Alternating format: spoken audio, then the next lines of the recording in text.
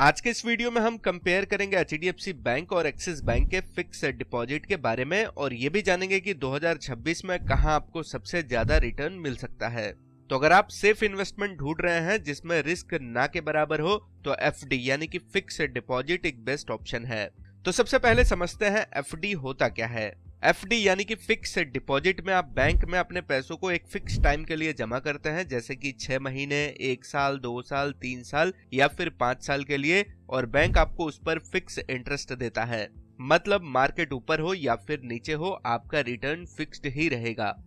अब HDFC bank FD की बात करें तो एचडीएफसी बैंक में एफडी पर इंटरेस्ट रेट लगभग 6% से लेकर 6.45% तक मिलता है जनरल सिटीजन्स को, और अगर आप सीनियर सिटीजन है तो आपको 0.50% एक्स्ट्रा इंटरेस्ट रेट यानी कि लगभग 6.50% से लेकर 6.95% तक का इंटरेस्ट मिल सकता है एफडी पर। एचडीएफसी बैंक में आप लंबे समय जैसे कि 5 साल या फिर 10 साल के लिए भी अपने पैसों को इन्वेस्ट करके अच्छा रिटर्न कमा सकते हैं। अब बात करते हैं एक्सिस बैंक एफडी के बारे में।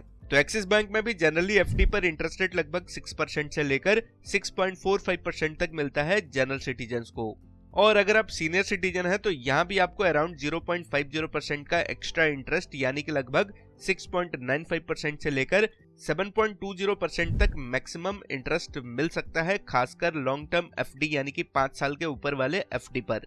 तो यहाँ पर दोनों बैंकों का जो इंटरेस्ट रेट है वो लगभग सेम है।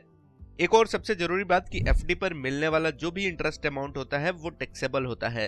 अगर आपको साल में 40,000 से ज्यादा इंटरेस्ट मिलता है तो बैंक उस पर टीडीएस भी काट सकते हैं। इसलिए एफडी करते समय सिर्फ इंटरेस्ट रेट ही नहीं, टैक्स फैक्टर को भी ध्यान में रखना बहुत जरूरी होता है।